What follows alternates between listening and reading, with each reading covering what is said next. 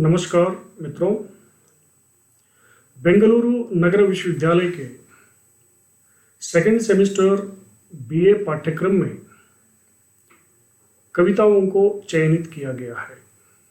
आज हम मैथिली शरण गुप्त द्वारा रचित कविता अभिशाप को अध्ययन करेंगे।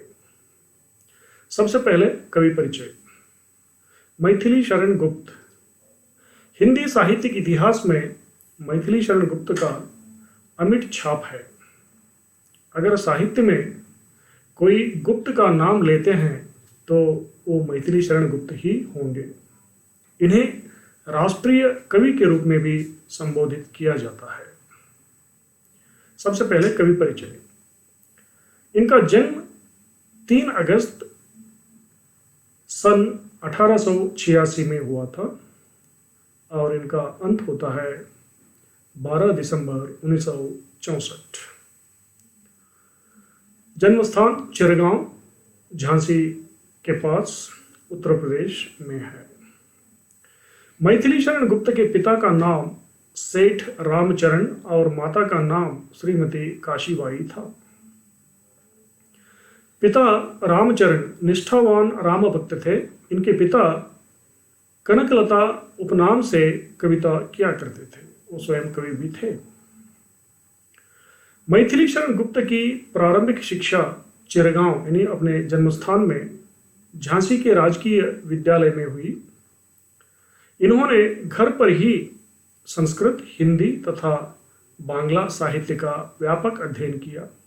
आपकी कविताओं में बौद्ध दर्शन, महाभारत तथा रामायण के कथानक आते हैं।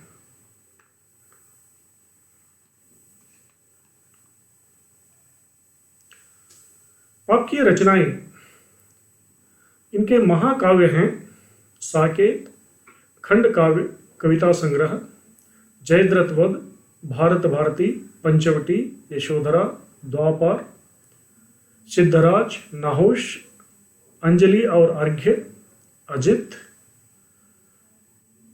अर्जन और विसर्जन, काबा और करबला, किसान, कुणाल गीत, पत्रावली, स्वदेश संगीत, गुरु तेग बहादुर, गुरुकुल, जय भारत, झनकार, पृथ्वीपुत्र, मेघनाद वध।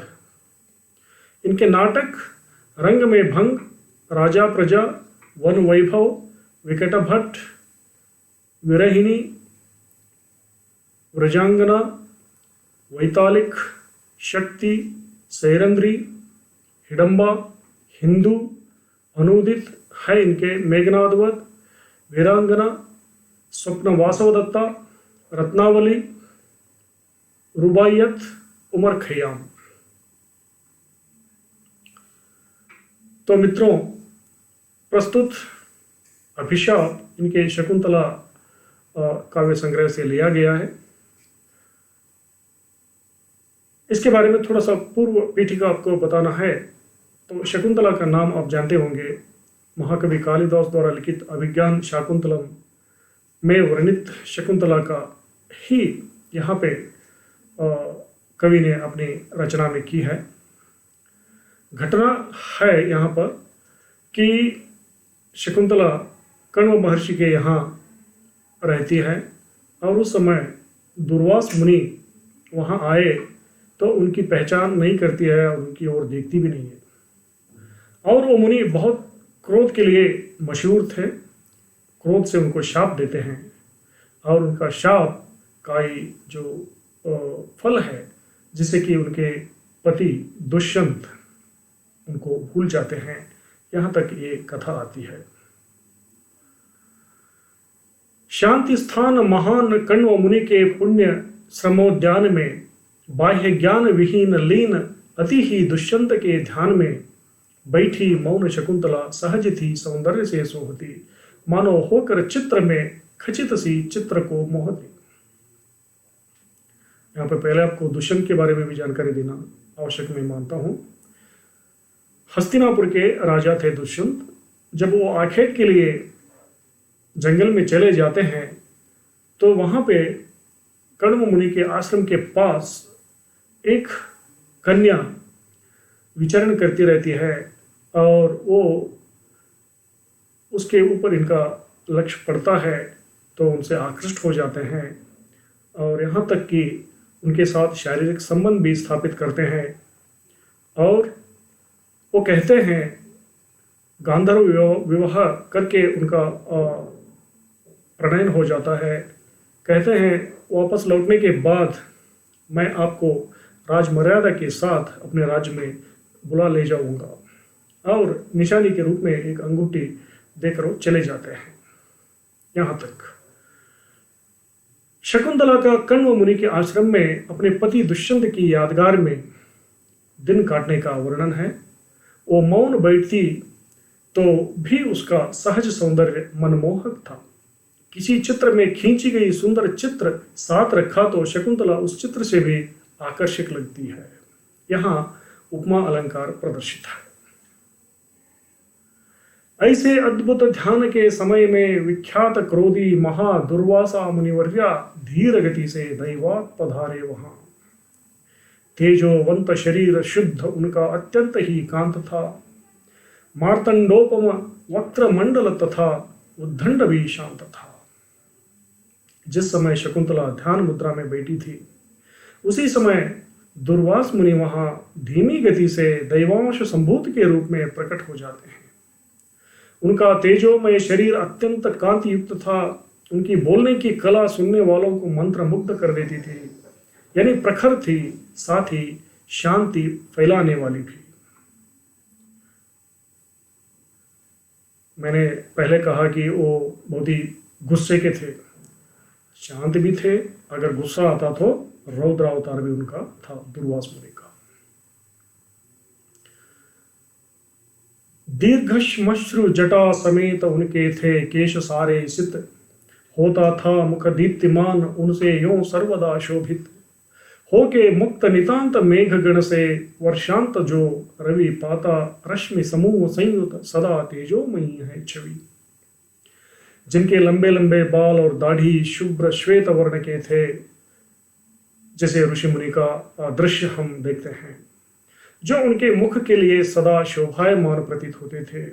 ऐसा लगता था कि तेज बारिश होने के तुरंत बाद सूरज जिस प्रकार तेजोमय होकर दिखता है, ठीक वैसे ही मुनि की छवि तेजोमयी दिखाई देती है।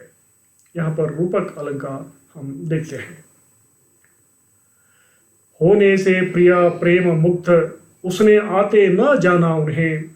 वैसी ही अतएव निश्चल रही मानो न मानो उन्हें।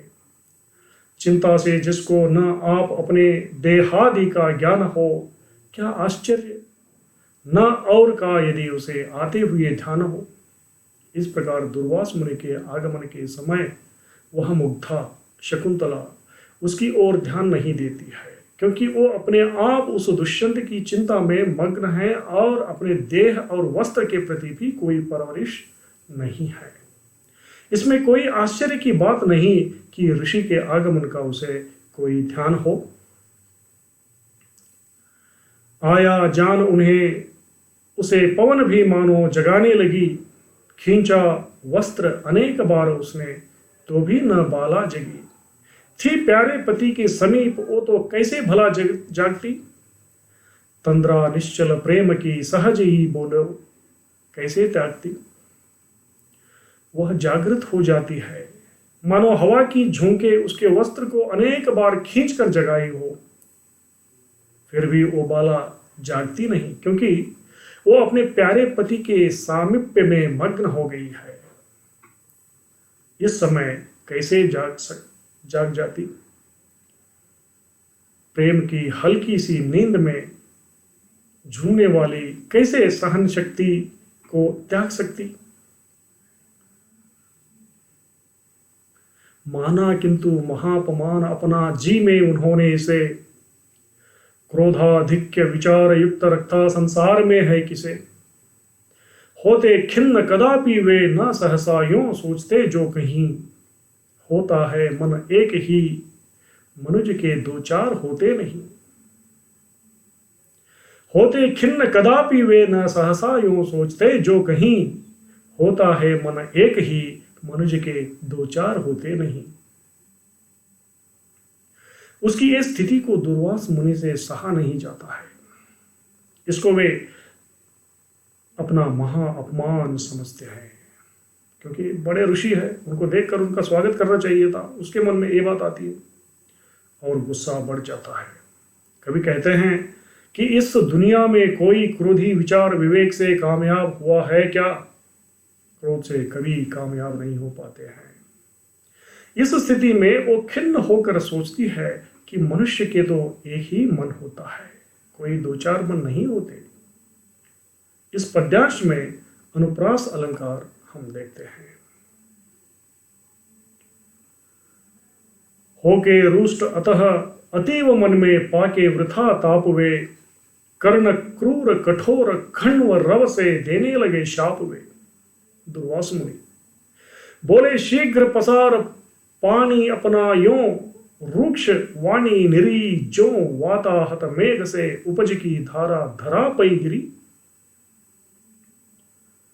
जब वो बाला उसकी ओर देखती तक नहीं, अपने ही ध्यान में वो मग्न है विरह में, तो इससे क्रुद्ध होकर ऋषि दुर्वास मुनि मन ही मन ताप करके सुनने भी न लायक तरीके से कण्व ऋषि सहित सभी को शाप देने लगते।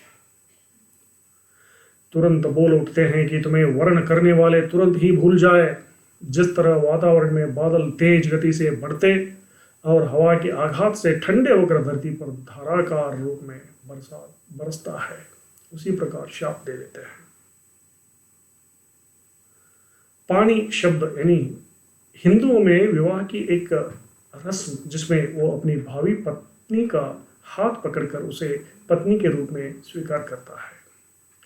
यानी जो दुष्यंत ने शकुंतला से कहा था कि मैं राज्य लौटने के पश्चात पद्धति के रूप में आपको मैं ले जाऊंगा राजमहल।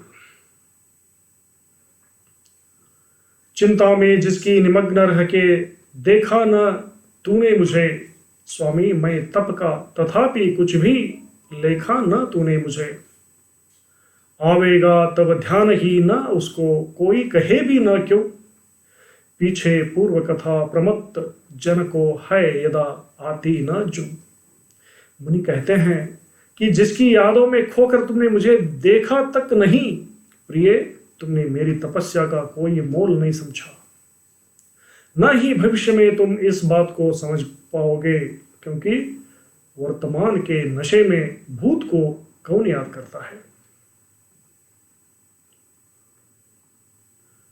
यों क्रोधांध विचार शून्य मुनि ने अत्युग्रता से कहा, तो भी ध्यान हुआ न भंग उसका, सो पूर्व सा ही रहा। वर्षा में प्रिय चंद्र दर्शन रता होती चकोरी जहां, मेघों की घोषणा तब उसे देती सुनाई कहां। यहाँ पे रूपक अलंकार होता है, क्योंकि चकोरी का इन्होंने आरोप किया है कवि ने। इस प्रकार क्रोधांध विचार विहीन मुनि ने गुस्से से कहने पर भी शकुंतला का ध्यान भंग नहीं होता है और वो पहले जैसी ही रहती है। जिस प्रकार वर्षा काल में चकोरी चंद्रमा के दर्शन के लिए कातर होकर इंतजार करती है, तो उसे बादलों के घर्षण और गर्जन कहाँ सुनाई देती है। सबके साथ हो सकता है, अगर हम किसी एक विषय पर मग्न रहेंगे तो बाकी का कुछ सूझता नहीं है। थी दोनों सखियां समीप वन में उत्फुल्ल मालोपमा, दौड़ी वे सुनशाप और मुनि से मांगी उन्होंने क्षमा। हो के शांत किसी प्रकार तब वे बोले, यही अंत को आवेगी सुध मुद्रिका, निरख के उद्भ्रांत दुष्यंत को। मुनि के कोपवश दिए शाप को सुनकर दोनों सखी वन में उत्फुल्ल होकर दौड़ाती हैं। शकुंतला की सखियां मुनि से क्षमा मांगने लगती हैं। इससे शांत होकर मुनि आखिर कह उठते कि भूले गए राजा दुष्यंत को मुद्रिका यानी अंगूठी देखकर होश याद आएगी। यहां पर दुष्यंत तो चले जाते हैं और इनके शाप से वो भूल जाता है। कैसे? आगे ये जब गर्भवती होती है तो राजा दुष्यंत के दरबार में चली जाती है शकुंतला, तो उसकी पहचान वो न करते हुए बाहर कर देते हैं। जैसे ही राजमहल से बाहर आती है तो मेनका यानी मेनका इनकी माँ है और विश्वामित्र इनके पिताजी है। अगर इसके बारे में छोटी सी कहानी आती है वो भी मैं बता ही देता हूँ, ताकि विश्वामित्र महान ऋषि थे और बहुत ही क्या कहे कि तपस्या करके महान शक्ति पाई थी। जब वो तपस्या पर बैठे तो देवराज इंद्र ने उनकी तपस्या भंग करने के लिए स्वर्ग की अप्सरा जो है मेनका उन्हें भेज देता है। मेनका जैसे ही उनके सामने आती है तो उसकी निगाह उन पर पड़ती तो वो अपनी तपस्या भंग करते हैं और उसके साथ शारीरिक संबंध करते हैं, जिससे वो गर्भवती होकर एक शिशु को, कन्या को जन्म देती है। जन्मते ही उसे जंगल में छोड़कर वो चली जाती है और घने जंगल में क्रूर प्राणी वगैरह जब होते हैं तो उनकी रक्षा कौन करे? वहाँ के रहने वाले पक्षीगण उनकी रक्षा करने लगे थे। पक्षी को शकुंत कहते हैं। जब कर्ण और मुनि वहाँ से निकल पड़े तो उन्होंने देखा इस नवजात शिशु को ये शकुंत रक्षा कर रहे हैं, तो उन्होंने उसको अपनी गोद में उठाया, अपनी पुत्री की तरह लालन पालन पोषण किया और शकुंतों से रक्षा होने के कारण उनका नाम शकुंतला उन्होंने रखा। तो मित्रों, यहाँ तक दुर्वास ने कहा, आवेगी सुध मुद्रिका निरख के उद्भ्रांत दुष्यंत को। मुद्रिका देखकर उनको याद आएगी ये बात कही थी। जब वो राजमहल जाती है तो उन्होंने न पहचाने उनको बाहर कर दिया, तो माँ मेनका आके उनको आगे कश्यप ऋषि के आश्रम में छोड़ जाती है। वहीं पर एक पुत्र संतान प्राप्त होता है उसे, और जिसका नाम भरत रखते हैं। आगे चलकर उसी समय एक मछुआरा जब अपनी मछली को काटता है तो वहाँ पे उसके शरीर पर अंगूठी मिलती है, जो वो राजमुद्रिका होने के नाते वो आकर के राजा दुष्यंत को दे देते हैं। दुष्यंत उसको देख करके तुरंत याद करते हैं कि हाँ, शकुंतला के लिए मैंने जो दी थी, और तुरंत वो निकल पड़ते हैं जंगल में। और कश्यप ऋषि के यहाँ एक शिशु के साथ यानी कि पुत्र के साथ वो रहती तो उनको आदर सम्मान के साथ अपने राजमहल में ले जाते हैं और पूर्ण जीवन का सुखी संसार बिताते हैं। ये बात आती है। उन्हीं का नाम भरत था और आगे चलकर इस भरत खंड का और इस देश का नाम भारत भी उस भरत राज्य से ही हुआ है या पड़ा है कहते हैं। धन्यवाद।